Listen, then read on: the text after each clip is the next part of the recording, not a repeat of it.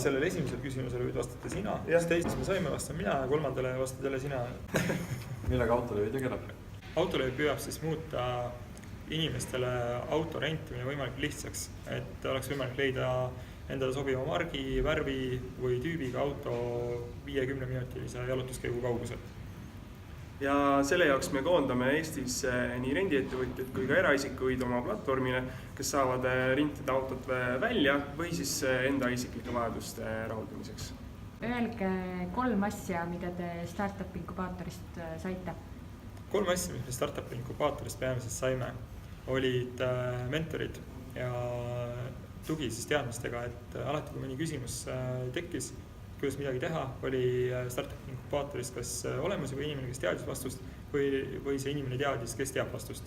Et see oli kindlasti väga kasulik, sest samuti ka koolitused, mis viidi läbi, et see aitas väga hästi alguses meie